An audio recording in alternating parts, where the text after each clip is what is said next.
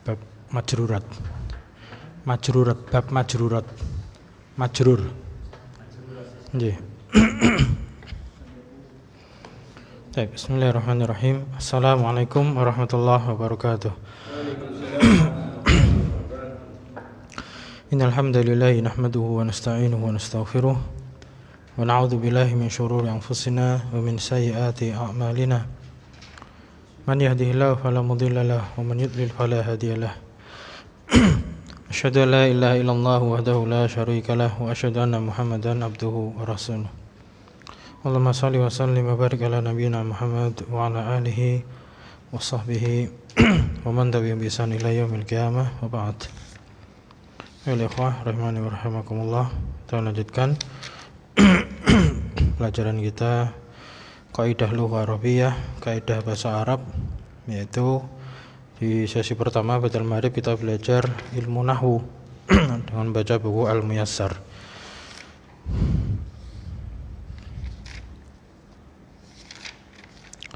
Baik. Alhamdulillah kita telah sampai di halaman 77 yaitu bab baru majruratul asma'i. Majruratul asma'i artinya isim-isim yang dijarkan, yang dimajrurkan.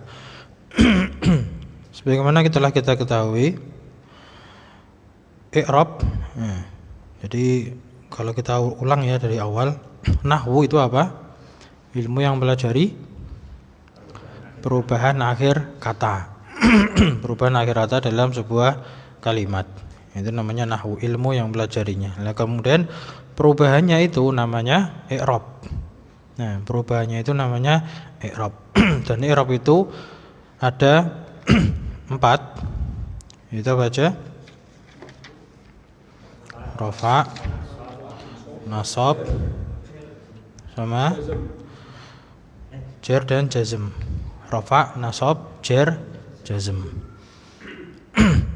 Nah, untuk yang jazm di buku ini itu hanya istilahnya apa ya, kayak nyempil di bab fiil-fiil. Ya, di bab fiil-fiil yang apa namanya? Kemasukan amil jazm. Nah, itu aja. Jadi yang jazm itu kan i'rab untuk fiil, khusus untuk fiil. Maka di Muyassar ini hanya masuk pada pembahasan ketika fiil itu kemasukan amil jazm. Nah, adapun yang panjang lebar dibahas di sini adalah tentang isim. Jadi ada marfu'atul asma. Nah, kalau kita murojaah marfu'atul asma itu ada berapa?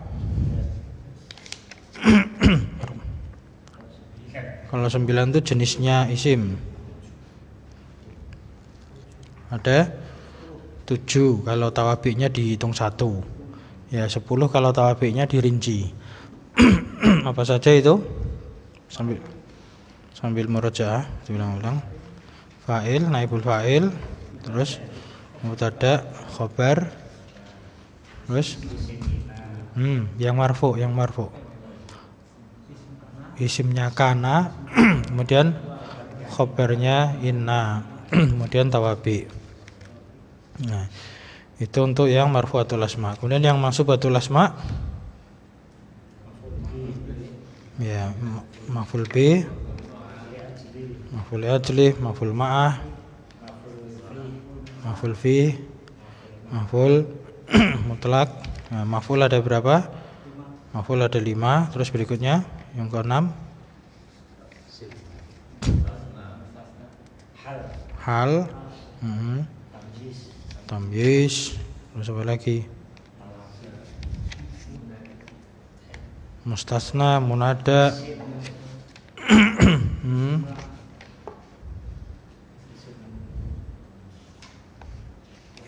Apa isimnya inna, isimnya la itu masuk isimnya inna ya. Ismula itu cabang dari isimnya inna, khobarnya kana. Dan terakhir apa? Tawabi. Nah, itu marfu'atul asma. Munada ini. Totalnya 12 ya. Kalau tawabiknya dihitung 1. Kalau tawabiknya dirinci berarti ada 15. Ya, 12, 13, 14, 15. Baik, sekarang halaman 77 ini majruratul asma. Itu nanti cuman ada 3. Nah, cuman ada 3, langsung aja kita baca. Al majruratu salah satu aksamin. Nah, isim-isim yang dimajrurkan itu ada 3 bagian. Wahia yaitu majrurun bi harfil jar, dimajrurkan dengan huruf jar. Kemudian yang kedua majrurun bil idhofah, dimajrurkan atau jarkan dengan penyandaran. Idhofah, penyandaran. Kemudian yang ketiga itu majrurun bit tawabi, dengan tawabi. Yang nanti tawabi itu juga ada 4. Jadi 3 atau kalau dirinci berarti menjadi 6. Bukan 3 tambah 4 Pak, 3-nya ikut masalahnya. 3 kan, nah 4, 5, 6 ini. Awalan yang pertama al-majruru bi harfil jar, dijarkan dengan huruf jar. Wa huruful jar hiya, dan huruf-huruf jar yaitu insyaallah kita sudah tahu semua ya. Min, apa artinya min? Ila, an, ala, fi, rubba, ya sedikit atau kadang-kadang, tergantung konteksnya rubba itu.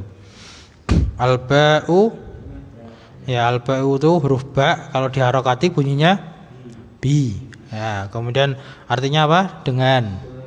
Al-kafu seperti, kalau diharokati ka, harokatnya fathah ka. Kemudian al-lamu artinya apa? Untuk. Ya, al-lamu artinya milik atau untuk. Kalau diharokati ada 2 ini. Ya, gimana kalau diharokati? Kalau dia fathah itu ketika nyambung apa? Lam, dia maftuh di fathah ketika nyambung dengan bukan, ini harfu jar masuknya isim Pak, jangan fi'il. Ini kan harfu jar. Harfu jar masuknya ke isim. Nah, kata coba dipraktekkan. Isim mulai dengan syarif misalkan Fatimah, la Fatimat, gitu kan enggak. Lam itu di fathah ketika ketemu, kalau di kasroh banyak li Zaidin, li Muhammadin, ya kan, fil malasan ketika nyambung dengan domir. Ketika nyambung dengan domir, lam itu di fathah. Lahu, lahuma, lahum, kan itu. Lam itu diingat-ingat itu kaidahnya ini. Itu lam, harfu jar lam, yang artinya untuk atau milik. Kemudian mud, sejak, mundu sama, sejak juga. Ya, mud dan mundu itu artinya sama, sejak. Nah, sejak. Ya. Kemudian hatta, hingga atau sampai.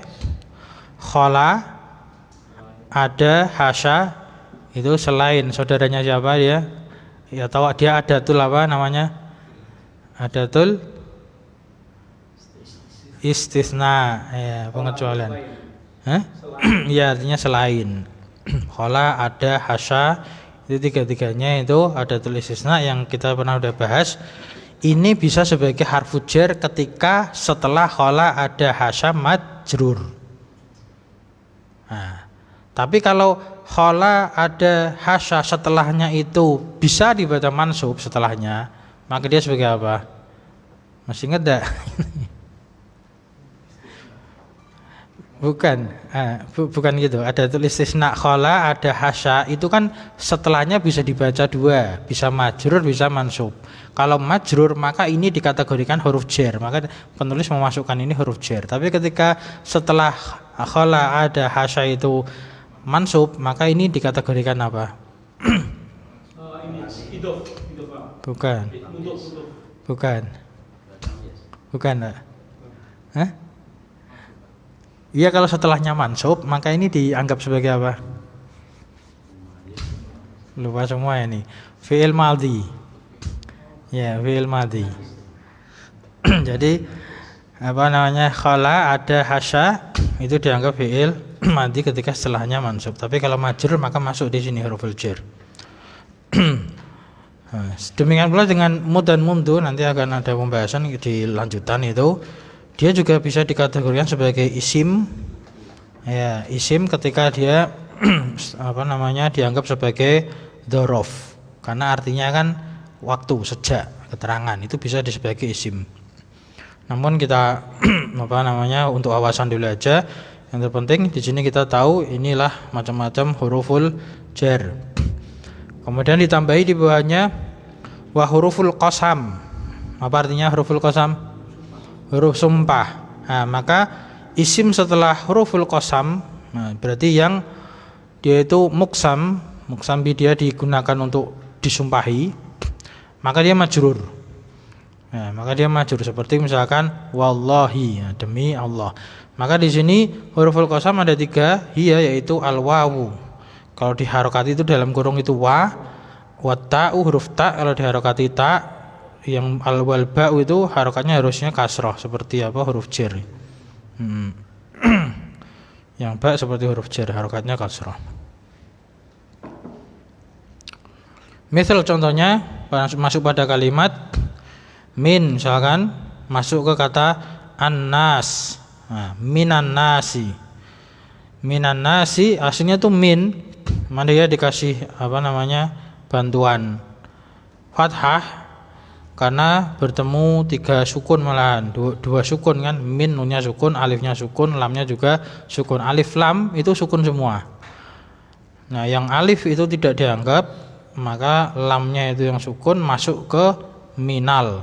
Nah, tapi karena masuk ke huruf nun itu huruf syamsiyah, maka diidghamkan menjadi minan nas.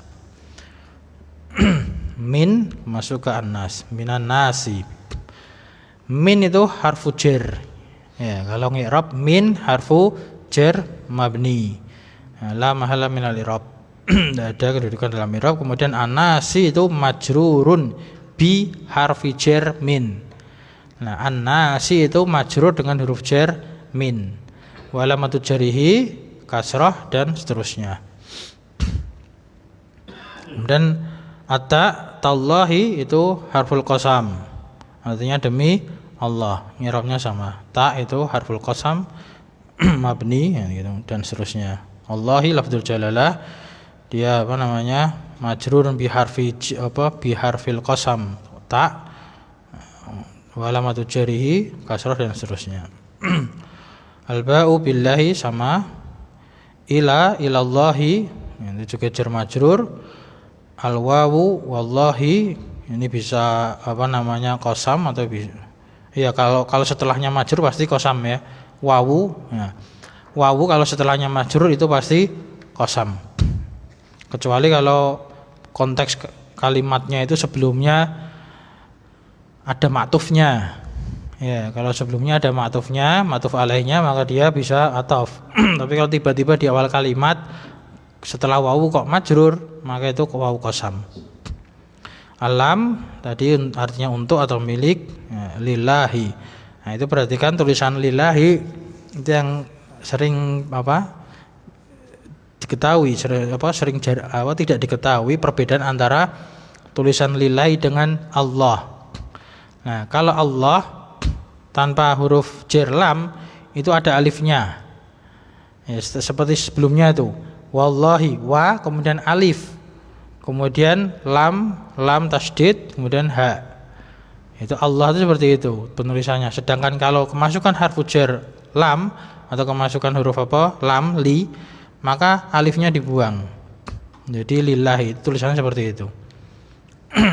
Jadi kita kalau baca kitab diperhatikan lafdzul jalalah itu ada alifnya enggak. Kalau tidak ada alifnya berarti dia bacanya lillah.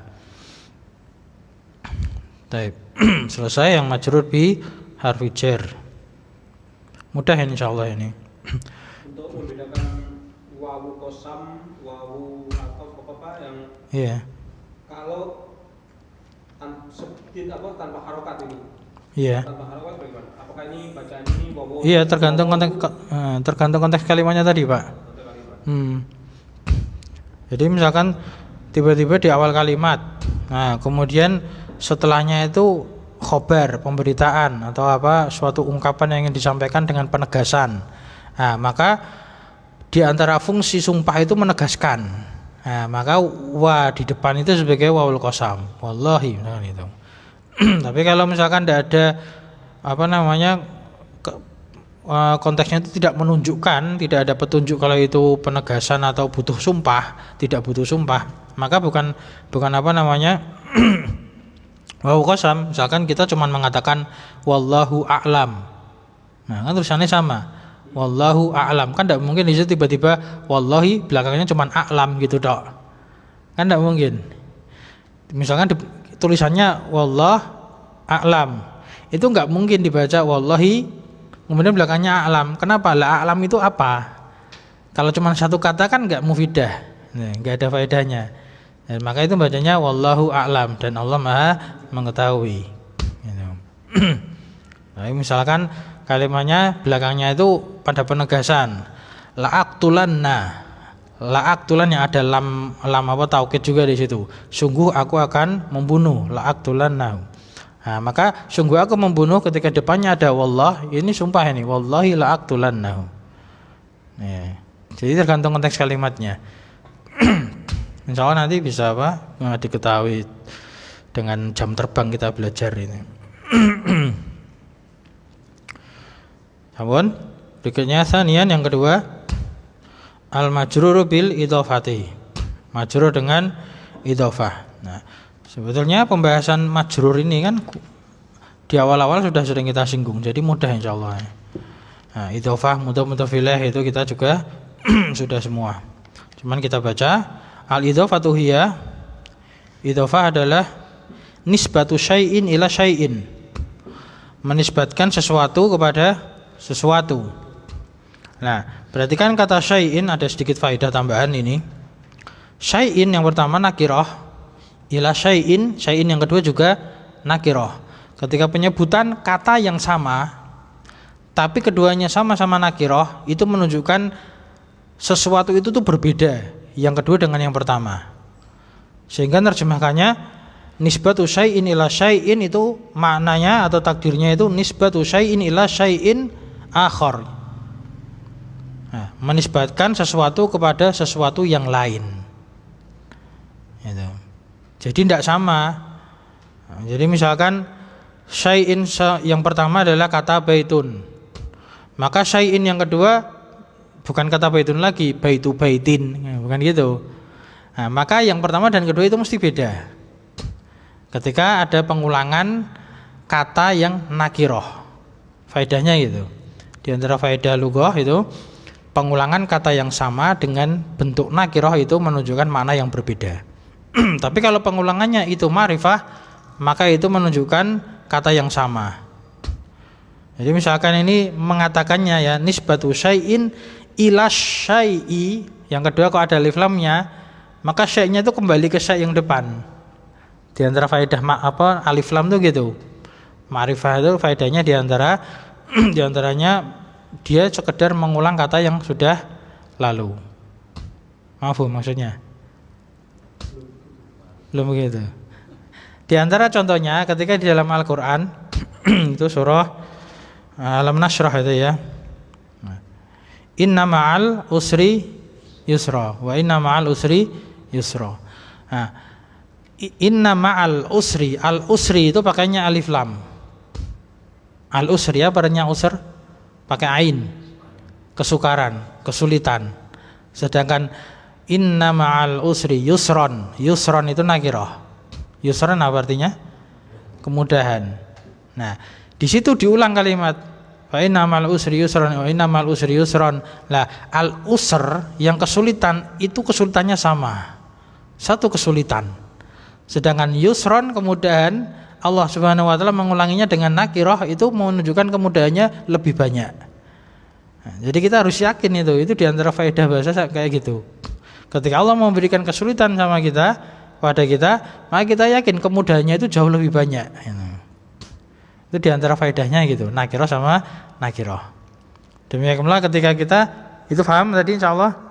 Demikian pula ketika misalkan belajar hadis itu misalkan. Nah, sering kan di dalam hadis-hadis itu tiba-tiba perawi menyatakan wa fi riwayatin. Pernah dengar kata itu? Wa fi riwayatin. Nah, itu maknanya wa fi riwayatin ukhra, dan pada riwayat yang lain. Jadi pakainya nakirah, cukup menyebutkan kata nakirah, maka itu menunjukkan sesuatu yang lain, yang beda, bukan riwayat yang itu. Misalkan hadis man ahdatsa fi amrina hadza ma laysa minhu fa huwa raddun. Itu kan hadis muttafaqun alaih, Bukhari Muslim. Nah, riwayatnya dari Aisyah radhiyallahu taala anha. Nah, itu Imam Muslim menyebutkan wa fi riwayatin li Muslim. Nah, pada riwayat yang lain oleh Imam Muslim, man amila amalan laisa alai amruna fa huwa raddun. Nah, itu wa fi riwayatin, dalam riwayat, maksudnya adalah riwayat yang lain, bukan riwayat yang sama itu. Ini faedah penyebutan kata nakirah yang terulang. Jadi nakirah yang kedua beda dengan nakirah yang pertama. Mafhum enggak insyaallah? Bisa dipahami ya? Jadi itu nanti juga digunakan ketika kita ingin menyampaikan sesuatu yang berbeda itu. Misalkan ra'aitu rajulan. Nah, kemudian dia melihat lagi ra'aitu rajulan. Nah, artinya apa? Tadi aku melihat seorang laki-laki. Nah, kemudian aku melihat lagi seorang laki-laki, tapi bukan laki-laki tadi, laki-laki yang lain. Tapi kalau kita mengatakan ra'aitu rajulan fi suq, aku melihat seorang laki-laki di pasar. Summa ra'aitu rajula pakai alif lam fil masjid, berarti aku melihat laki-laki tadi di masjid. Jadi laki-lakinya sama kalau pakai alif lam. Tapi kalau kita mengatakan ra'aitu rajulan fi suq, aku telah melihat seorang laki-laki di pasar. Wa ra'aitu rajulan fil masjid, dan aku melihat laki-laki yang lain di masjid. Itu maksudnya. Jadi ketika yang disebut nakirah terulang itu beda. Tapi kalau yang kedua itu dikasih alif lam ma'rifah, itu mengulangi yang tadi. Paham? Kalau setelah contoh terakhir paham ya? Nah, kembalikan yang tadi innamal usri yusra, itu faedahnya seperti itu. Maka di sini artinya wahya nisbatu syai'in ila syai'in. Menisbatkan, menyandarkan sesuatu kepada sesuatu yang lain. Nah, jadi kita terjemahkannya gitu. Nah, kalau ditanya, lu kok bisa ada keterangan yang lainnya dari mana? Karena penyebutannya ini nakirah. Mislu contohnya daftaru aliyin. Nah, daftaru itu syai' yang pertama. Syai' yang pertama. Lah aliyin itu syai' yang kedua. Kan beda. Daftar enggak mungkin daftaru daftarin. Bukunya buku kan. Nah, daftaru aliyin. Bukunya Ali. Nah, ini namanya penyandaran. Nah, idhofah. Kemudian B itu aliyin, rumahnya Ali. Nah, dua contoh aja. Wa yusammal awwalu, dan yang pertama itu dinamakan dengan mudhofan. Nah, yang pertama ini namanya mudhof.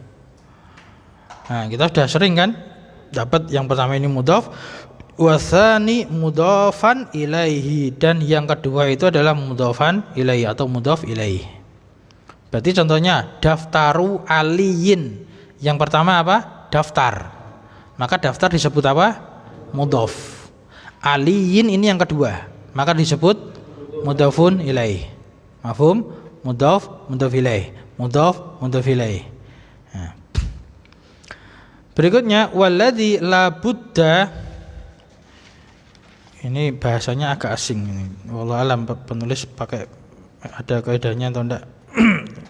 Atau bahasa Indonesia yang diserapkan. Artinya itu walladzi la budda itu, dan yang la budda itu artinya harus. Ya. Mungkin pakai ibarah yang lain lebih enak ini. La budda ayakuna al-awwal gitu, atau la budda yakuna mudhaf ilaih majruran, itu bisa. Cuman di sini pakainya waladzi la budda an yakuna majruran huwa al-mudhafu ilaih. Artinya waladzi itu dan yang, itu aja. Yang aladzi diartikan yang, itu aja. La budda itu harus. Nah, dan yang harus An yakuna majruron. Nah, keberadaannya dia itu adalah majrur, atau boleh diringkas dan yang harus majrur gitu. Ringkasnya gitu, dan yang harus majrur huwa adalah al mudhafu ilaih, mudhaf ilaih. Jadi ada mudhaf, ada mudhafun ilaih. Mana yang harus majrur? Mudhafun ilaih. Berarti kata yang keberapa?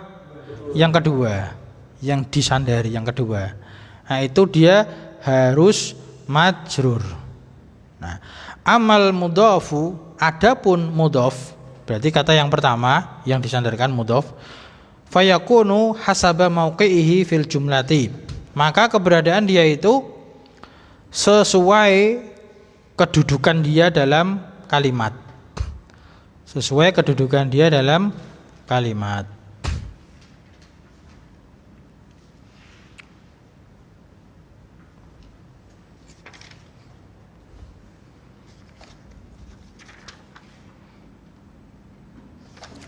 Paham enggak kalimat ini?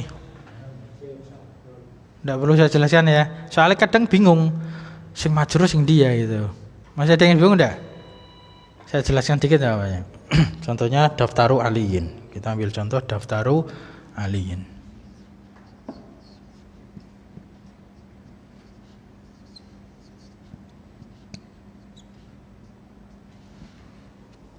Nah.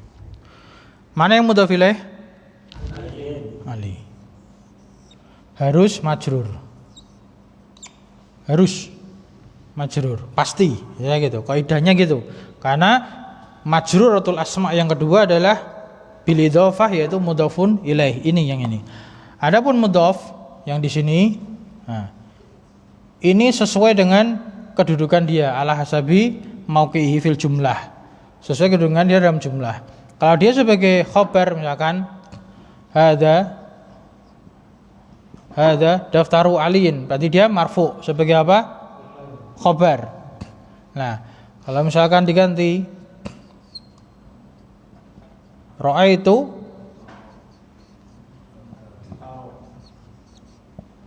nah, maka ini daftar aku melihat ya bukunya Ali. Nah, kalau apa? Marartu bi, nah, daftari. Nah, maka dia bisa berubah-ubah di sini. Sesuai apa? Sesuai dengan kedudukannya dalam jumlah. Nah, kalau yang mudhafun ilaih terus menerus dia harus apa? Majrur.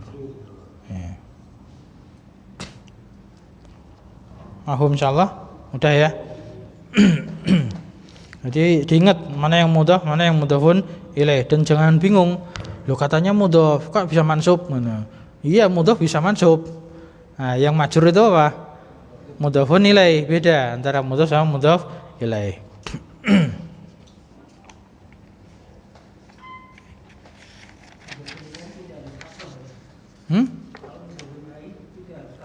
Yang penting majrur. Nah, adapun alamat jar asalnya kasroh atau yang menggantikan. Iya, musanna berarti pakainya ya, majrur dengan ya. Nah, jama' mudzakkar salim majrur dengan ya. Yang murojaah mana nih? Ya. Asal alis muladilan syarif majrur dengan fathah. Ya. Misalkan itu diganti Fatimah berarti daftaru Fatimah ta. Loh kok fathah? Ya majrur, cuma dia alamatnya fathah karena alis muladil la yang syarif. Nah, intinya harus majrur. Adapun alamat jarnya itu pembahasan sendiri lagi. Kemudian syurutul idhofah. Nah, idhofah ada syaratnya.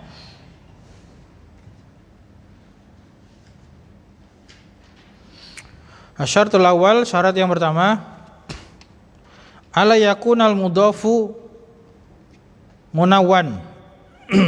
Nah, an la yakuna, tidak boleh atau tidaklah mudhaf itu munawwan itu ditanwin. Mudhaf itu tidak ditanwin. Artinya tanwinnya mahdhuf. Tanwinnya dibuang. Misal contohnya kitabun, maka menjadi kitabu aliyin. Babun menjadi babul wudu'i. Waladun menjadi waladu Muhammadin. Rijalun menjadi rijalu al-hadisi, rijalul hadisi. Ya, mudhaf, tidak bertanwin. Makanya cara ngi'rabnya kan ini. Jadi cara i'rabnya. Misalkan di sini ya. Nah. Daftaru i'rabnya apa? Khobar. Ya.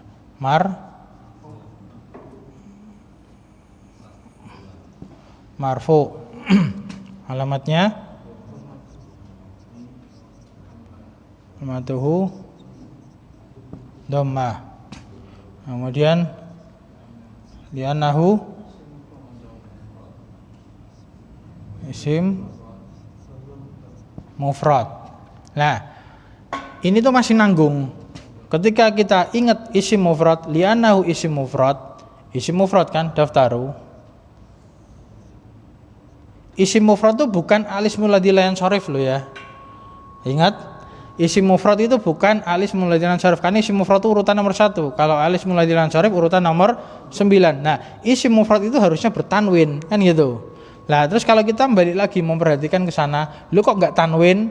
Maka harus ada tambahnya di sini. Wa huwa mudhaf.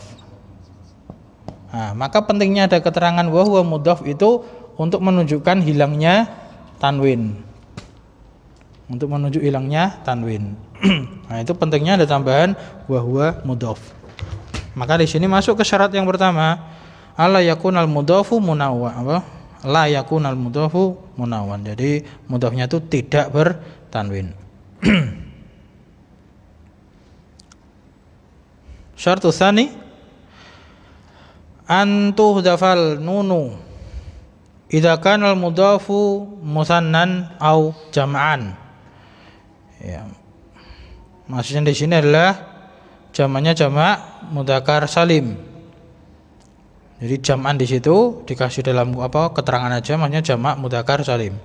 Artinya antu dzafan nun, nunnya dibuang, dihapus. Jadi nunnya itu dihapus jika mudhafnya, mudhaf ya, kita ingat ada mudhaf, ada mudhaf ilaih. Ini mudhaf. Jika mudhafnya itu adalah isim musanna atau jamak, jamaknya jamak mudzakkar salim. Kenapa kok musanna dan jamak mudzakkar salim? Karena pada musanna dan jamak mudzakkar salim itu ada nun di belakangnya. Ya kan, isim musanna itu isim yang ditambahi alif nun atau ya nun, kan itu. Baitani, baitaini. Jamak mudzakkar salim itu yang ditambahi dengan waw nun atau ya nun, muslimuna, muslimina. Nah, ketika musanna atau jamak itu mudhaf, maka nunnya dibuang. Nunnya dibuang. Misal contohnya kitabani, apa artinya? Dua kitab, musanna. Didhofahkan ke ali menjadi kitab aliyin. Nunnya dibuang. Kitab aliyin, nunnya dibuang. Nah, kalau dijadikan mansub atau majrur menjadi kitabaini, menjadi kitabai aliyin. Mahfum? Bisa dibayangkan, nunnya aja yang dibuang. Kitabai aliyin. Kalau mansub atau majrur. Nah, ini kan rofa, kitaba aliyin. Baitani, dua rumah, menjadi baita Muhammadin, dua rumahnya Muhammad. Yadani, dua tangan, menjadi yadaka. Baina yadaika, di antara dua tanganmu. Nah, itu yadai, dua tangan, yadaika. Baina kan dzaraf, maka yadai madruf, majrur. Baina yadaika, kan itu. Yadaka, dua tanganmu. Nah, kalau mansub atau majrur yadaika. Aslinya kan yadaini. Yadaika. Bisa dibayangkan kan? Kemudian rijlani. Rijlani artinya apa rijlan? Ya, ini ada harokatnya, 2 kaki, bukan rojulan ya. Ini ada harokatnya, rijlan. Kemudian belakangnya kok rijlaya. Itu harusnya kasih tasdid. Rijlaya. Artinya ada ya apa itu? Ya mutakalim. Jadi kedua kakiku. Nah, kedua kakiku, rijlaya. Afwan, ini marfu ya. Enggak perlu berarti, enggak perlu tasdid. Afwan. Ini rijla sudah ada alifnya. Rijlaya. Ya kalau apa namanya mansub atau majrur itu baru dikasih tasdid. Karena rijlai. Kalau ini kan rijlani. Kalau mansub atau majrur kan rijlaini ya kan? Ini saya juga artinya. Iya, artinya saya. Berarti 2 kaki saya. Rijlaya. Ini marfu.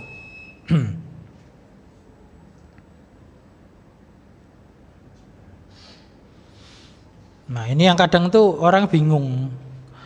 Kalau dalam baca kitab ini bentuknya apa ya? Ternyata hadfun nun. Nunnya dibuang karena dia mudhof. Jadi memang harus jeli. Intinya itu namanya belajar proses, Bapak belajar praktek nanti akan apa? Akan paham insyaallah. Kemudian yang ketiga terakhir untuk pertemuan kali ini insyaallah antudhafal alifu wal lamu minal mudhof. Nah, dibuang alif lamnya dari si mudhof. Mudhofnya itu loh, itu tidak boleh ada alif lam. Bahasanya itu, bahasa gampangnya tidak boleh ada alif lam pada mudhof. Ya. Untuk yang syarat yang ketiga ini nanti akan ada rincian di pembahasan tingkat lanjutan kapan mudhof itu boleh ada alif lamnya. Ada syarat ketentuannya ada, tapi untuk pemula gampangannya itu mudhof tidak boleh ada alif lam. Misal contohnya ar-rasulu. Nah, seorang rasul. Ketika diidhofahkan kepada lafzul jalalah Allah, maka menjadi Rasulullah, alif lamnya dibuang. Ya, tidak boleh ar-Rasulullah, tidak boleh. Kemudian kata al-baitu. Nah, diidhofahkan ke lafzul jalalah Allah menjadi baitullahi. Ya, hilang alif lamnya. As-salatu. Nah, idhofahkan ke al-asr menjadi salatul asri. Alif lamnya hilang. Al-babu didhofahkan ke masjid menjadi babul masjidi. Jadi kalau mudhof tidak boleh ada alif lam, tapi mudhof ilaih boleh tidak? Boleh. Nah, ini juga harus detail. Mudhof tidak ada alif lam, kalau mudhofun ilaih boleh. Ya, mudhofun ilaih boleh ada alif lam. Misalnya ada alif lam bukan mudhof ilaih gitu. Kemungkinan besar bukan. Ar-Rasulullah itu jadinya apa misalnya kalau bukan mudhof ilaih itu? Kalau kalimatnya, nah kalau contohnya antum yang minta contoh itu ar-rasulu Allah tidak ada terjadi. Ya, ada. Berarti bisa dipastikan keluar kaidah salah cetak, dah gitu. Jadi kita belajar kaidah itu gitu. Kalau kita sudah punya kaidah, ketika ada kesalahan tahu kita tahu, oh ini salah cetak, ini salah tulis, ini salah harokat, ini gitu. Karena alhamdulillah di zaman kita sudah ada ilmu alat, ilmu bantu yaitu nahwu sharaf, kaidah-kaidah yang disusun para ulama untuk apa? Memudahkan kita dalam belajar bahasa ini. Nah, sampai sini dulu untuk pertemuan nahwu. Subhanakallahumma wa bihamdik, asyhadu an la ilaha illa anta, astaghfiruka wa atubu ilaik.